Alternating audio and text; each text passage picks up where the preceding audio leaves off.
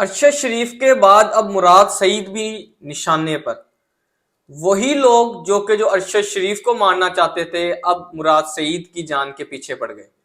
अस्सलाम वालेकुम, मेरा नाम है अरसलान और आप मेरा यूट्यूब चैनल और फेसबुक चैनल देख रहे हैं सच की आवाज।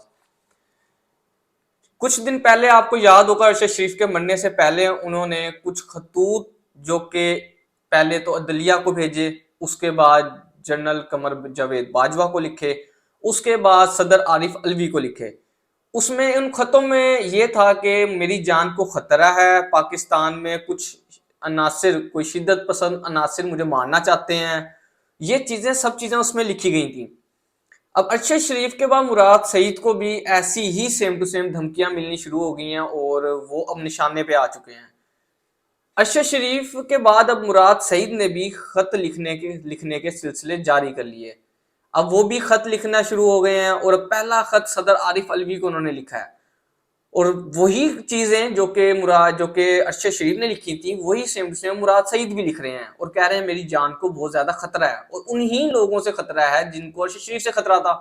मगर अरशद शरीफ की दफा तो ये कामयाब हो चुके थे, लोग जो भी उनके पीछे थे वो कामयाब हो गए, उनको कत्ल कर दिया गया। अब मुराद सईद ने भी ऐसा ही कुछ खत लिखा है।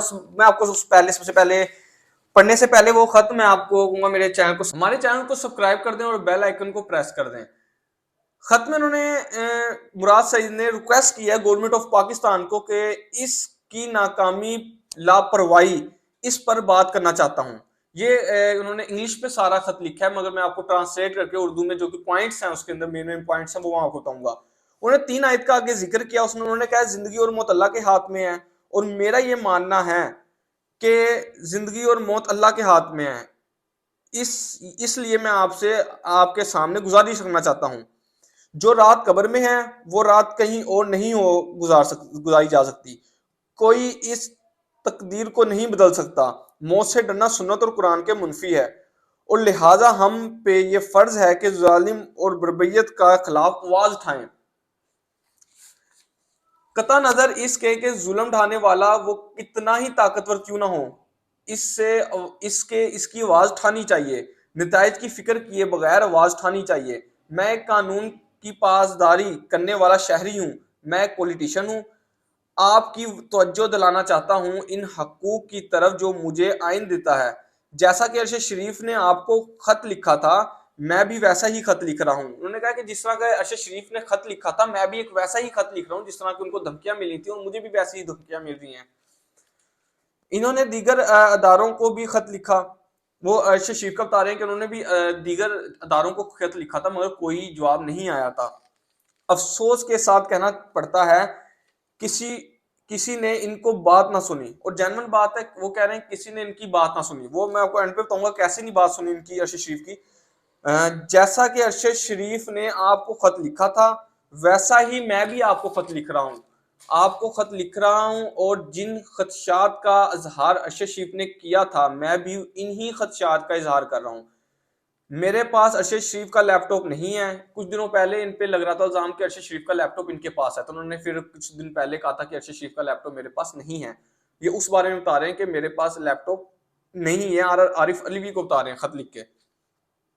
मुझे एक ऐसी धमकी मिल रही है जिसमें मेरी जान और खतरा नजर आ रहा है मुझे कई दफा कहा गया कि अपने खानदान को यहाँ से कहीं और मुंतकिल कर दो, मगर मुझे अल्लाह पर पूरा भरोसा है।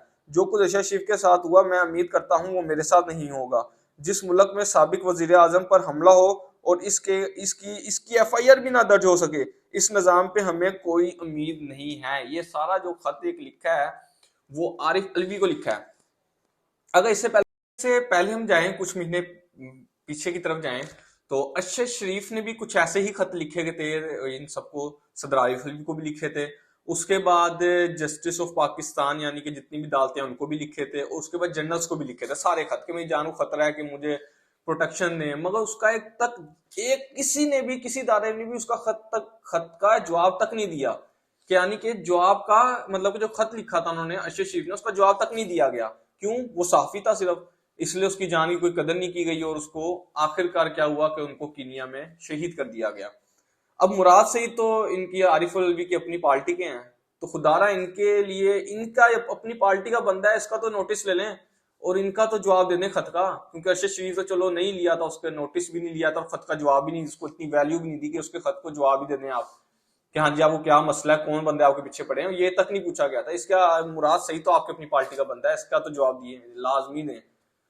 और जो अरशद शरीफ के साथ हुआ, कहीं ये मुराद सईद के साथ ना हो, ये गले पड़ जाएगा आपके। तो आज के लिए इतना ही। अपने घर वालों का और अपना ख्याल रखिएगा। अस्सलाम वालेकुम, अल्लाह हाफिज।